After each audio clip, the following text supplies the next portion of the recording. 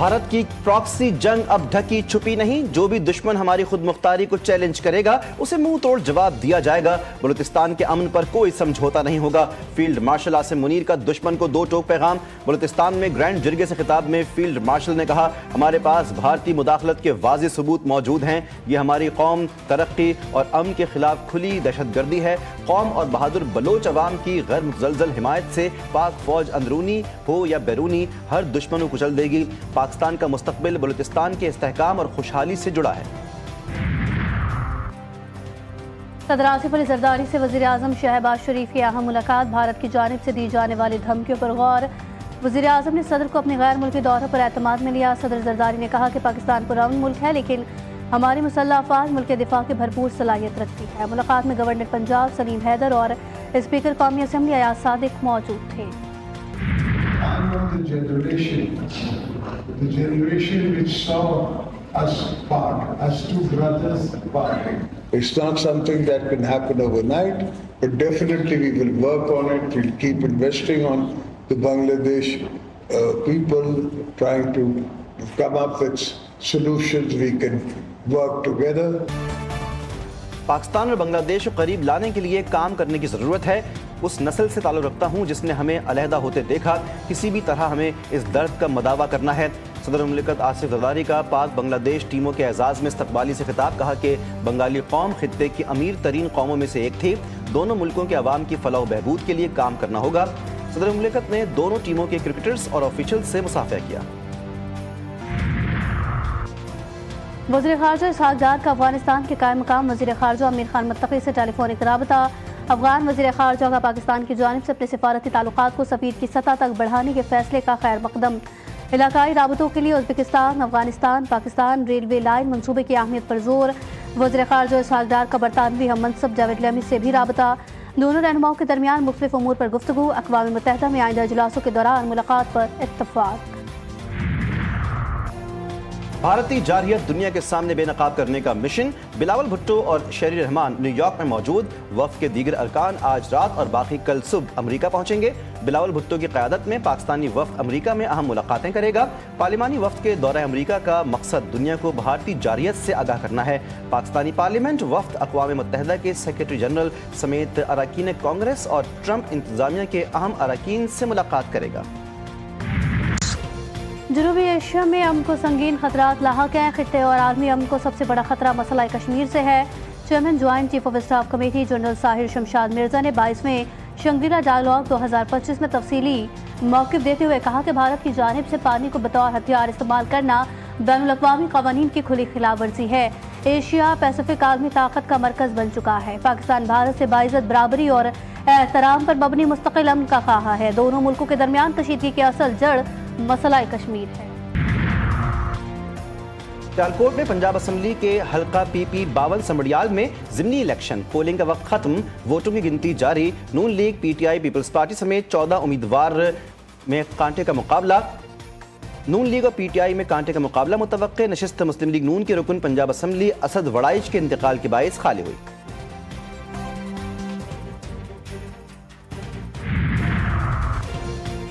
Peoples party का ज़िमनी इंतखाब में नून league पर धांधली का इल्ज़ाम। पीपल्स पार्टी पंजाब के सेक्रेटरी जनरल हसन मुर्तज़ा का सियालकोट में मीडिया से गुफ्तगू में कहना था कि मुस्लिम लीग नून के पास कोई एजेंडा है और ना ही कोई हिकमत अमली।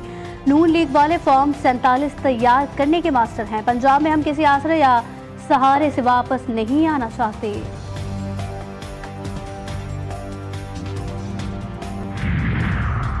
तहरीक इंसाफ कारकुनान पर तशद्दुद का इल्ज़ाम। मरकजी सेक्रेटरी इत्तलात शेख वक़ास अकरम कहते हैं, सियालकोट ज़िमनी इलेक्शन में लीगी कारकुनों ने पोलिंग स्टेशन पर गुंडागर्दी की। हर पोलिंग स्टेशन से हमारे लोगों को बाहर निकाल दिया गया। ये सीट 8 फरवरी को भी जीती थी, आज भी बरतरी है। आलिया हमजा ने कहा कि चोर चोरी से जाए पर सीना जोरी से न जाए। ये कौन सी जमहूरियत है? RO ऑफिस को कंटेनर्स लगाकर सील कर दिया गया। जो जमात पंजाब में 400 वोट लेती है वो भी धांधली की शिकायत करती है। अल्लाह की शान है। वज़ीर इत्तलात अज़मा बुखारी का धांधली के इल्ज़ामात पर रद्द-ए-अमल दावा किया। समड़ियाल का ज़िमनी इलेक्शन मुस्लिम लीग नून बड़े मार्जिन से जीतेगी। तमाम ज़िमनी इलेक्शन नून लीग ही बड़ी लीड से जीतती है। पंजाब के अवाम मरियम नवाज पर मुकम्मल एतमाद का इजहार कर रहे हैं।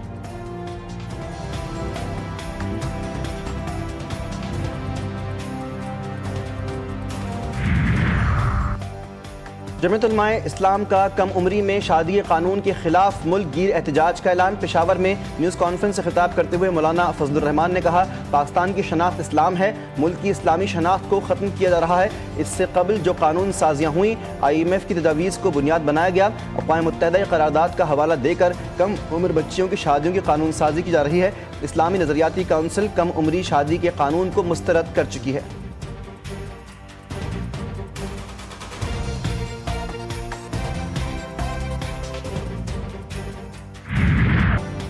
भारतीय chief of defence staff general Anil Chauhan के इंकशाफात। कांग्रेस पार्टी के सदर का भारत की दिफाई नाकामियों के गैर जानिबदाराना तज्ज़िये के लिए कारगिल रिव्यू कमेटी की तर्ज पर नई कमेटी बनाने का मुतालबा। कहा, मोदी सरकार ने अवाम को असल सूरत हाल से लाइल्म रखा। पार्लियामेंट का हंगामी इजलास बुलाकर ऑपरेशन सिंदूर के हवाले से सच बताया जाए। कांग्रेस के सदर ने ऑपरेशन सिंदूर पर भी सवालात उठा दिए।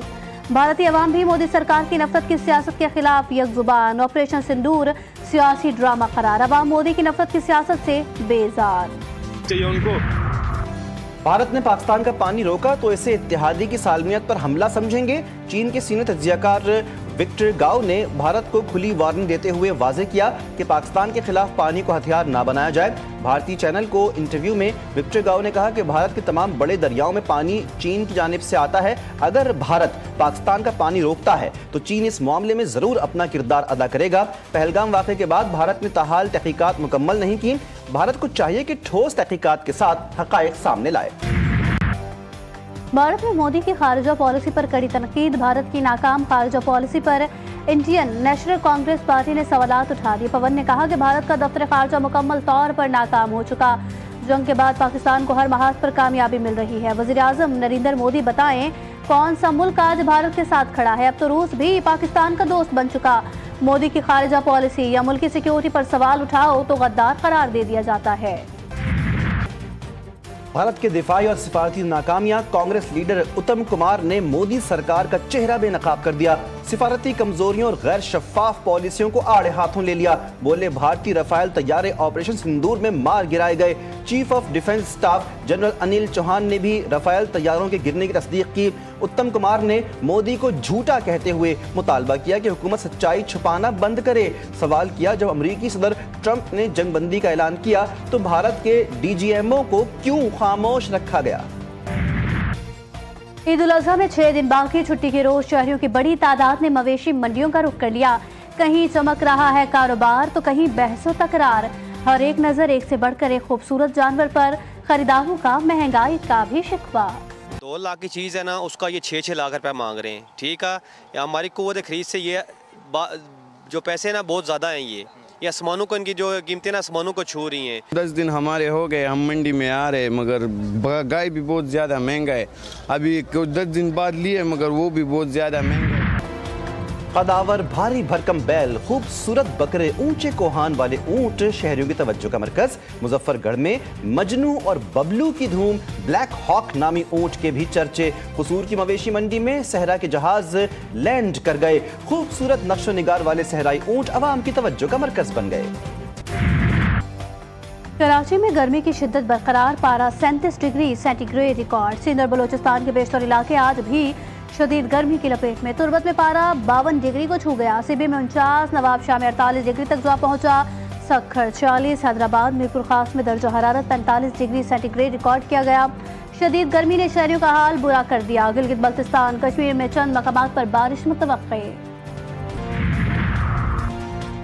IMF के साथ बजट पर वर्चुअल मुज़ाकरात। आलमी फंड्स का टैक्स वसूलियों का हदफ पूरा न करने पर बरहमी का इजहार। रवां साल के पहले 11 माह के दौरान 1012 अरब रुपए का शॉर्टफॉल। IMF और FBR के दरमियान इस मामले पर सख्त बातचीत। IMF की तनख्वाहदार तबके के लिए इनकम टैक्स की शरह कम करने के लिए मशरूत रजामंदी। ज़राए ने कहा कि FBR को 56 अरब रुपए के टैक्स इक़दामात का मुतबादिल प्लान देना होगा। वज़ीर आला पंजाब मरियम नवाज से सूबाई असम्बली के अरकान की मुलाकात। फलाही मनसूबों, अवामी मसाइल के हल और हल्के के तरक्याती उमूर पर तबादला ख्याल। अरकान असम्बली ने सूबे में जारी तरक्याती और फलाही मनसूबों को सराहा। मरियम नवाज का पंजाब को मॉडल सूबा बनाने का आज़म। कहा, अवाम की खिदमत हमारा मिशन है। तरक्की के समरात सूबे के हर हिस्से तक पहुँचाना चाहते हैं। कोहाट के इलाके दर्रा आदम खेल में घर में धमाका, 2 अफराद जाँ बहक। रेस्क्यू टीम ने लाशों को अस्पताल मुंतकिल कर दिया। पुलिस के मुताबिक धमाके की वजूहात ताहाल मालूम ना हो सकी। कराची में अफसोसनाक हादसा, औरंगी टाउन 10 नंबर के करीब बस ने 2 साल के बच्चे को कुचल दिया। बच्चे घर से बाहर खेलने के लिए निकली, 2 साल के ईमान बस के नीचे आ गई। बस ड्राइवर फरार, बेकाबू ट्रेलर ने असिस्टेंट प्रोफेसर को कुचल डाला। ज्यादा खून बह जाने से एम्बुलेंस के अंदर ही दम तोड़ गए। हादसे के कुछ देर बाद तक प्रोफेसर इफ्तिखार जिंदा थे। उन्होंने एक शख्स को अपना नाम और पता भी बताया। इफ्तिखार भुट्टो कॉलेज जाने के लिए घर से निकले थे। शिकारपुर की तहसील लखी गुलाम शाह में देरीन दुश्मनी पर 2 अफराद कत्ल, 1 शख्स शदीद जख्मी। पुलिस ने लाशों और जख्मी को अस्पताल मुंतकिल कर दिया। जांबाग अफराद की शनाख्त मोहम्मद उमर महर और मोहम्मद खान महर के नाम से हुई। दहशतगर्द इजराइल की जानिब से फलस्तीनियों की नस्ल कुशी जारी। गजा में एक दिन में 60 फलस्तीनियों को शहीद किया, 284 जख्मी। इजरायली फौज ने 24 घंटे में गजा में दर्जनों फिजाई हमले किए। इजराइल की गजा पर जारियत शहीद फलस्तीनियों की तादाद 54,381 हो गई। इजरायली हमले में 9 बच्चों को खोने वाले जख्मी डॉक्टर हमदी अल निजार भी शहीद हो गए। अमरीकी तजवीज़ में मुस्तकिल जंग या जंग के खात्मे का जिक्र नहीं। हमास ने गजा में जंगबंदी के लिए अमरीकी तजवीज़ को मुस्तरद कर दिया। हमास रहनुमा बासिम नईम कहते हैं जंगबंदी के दौरान गजा में इमदाद तरसील की जमानत नहीं दी गई। जंगबंदी पेशकश पर हमास का रद्द-ए-अमल नाकाबिल कबूल है। अमरीकी एलची स्टीव विटकॉफ ने कहा कि हमास को जंगबंदी की तजवीज़ को कबूल करना चाहिए था। सहयूनी वज़ीर आज़म का यरगमालियों की वापसी और हमास के खात्मे तक जंग जारी रखने का ऐलान। रूस का यूक्रेनी इलाके सोमी के मजीद 2 देहातों पर कब्जा। रूसी मिसाइल और ड्रोन हमले में 2 अफराद हलाक। शुमाल सोमी के 11 देहातों में इनखला के अहकाम जारी। यूक्रेनी हुक्काम के मुताबिक तकरीबन 50,000 रूसी फौजी सोम इलाके के करीब सरहद पर मौजूद हैं। वालिदैन का वजूद बच्चों के लिए अल्लाह की नेमत और रहमत। पाकिस्तान समेत दुनिया भर में वालिदैन का दिन आज मनाया जा रहा है। इस दिन को मनाने का मकसद बच्चों की बेहतर तरबियत, किरदार साजी और एक मिसाली मुआशरे की तश्कील में वालिदैन के लाजवाल किरदार को खराज तहसीन पेश करना है। अरशद नदीम का कौमी एजाज एशियन एथलेटिक्स चैंपियनशिप में जेवलिन थ्रो का गोल्ड मेडल जीतकर पाकिस्तान की शान बढ़ा दी। मुल्क भर में खुशियों की लहर, मियां चुन्नू में जश्न, अहले खाना और कौम में खुशियों का तूफान। सदर वज़ीर आज़म और कौमी रहनुमाओं की जानिब से अरशद नदीम को एशियन एथलेटिक्स गोल्ड मेडल जीतने पर भरपूर मुबारकबाद। अरशद नदीम कहते हैं गोल्ड मेडल जीतने पर बेहद खुश हूँ। ये गोल्ड मेडल भी कौम की दुआओं का नतीजा है। T20 सीरीज में व्हाइट वॉश का अज़म। पाकिस्तान और बांग्लादेश के दरमियान तीसरा मैच आज होगा। दोनों टीमें लाहौर के कज़ाफ़ी स्टेडियम में रात 8 बजे मद्दे मुकाबिल होंगी। 3 मैचों की सीरीज कौमी टीम 2-0 से पहले ही अपने नाम कर चुकी है। और मारूफ शायर और लाजवाल गीतों के खालिक रियाजुर रहमान सागर को बिछड़े 12 साल बीत गए। रियाजुर रहमान सागर 2000 से ज़ायद नगमात लिखे। उनके गीतों को उनकी लाजवाल शायरी की वजह से आज भी याद किया जाता है।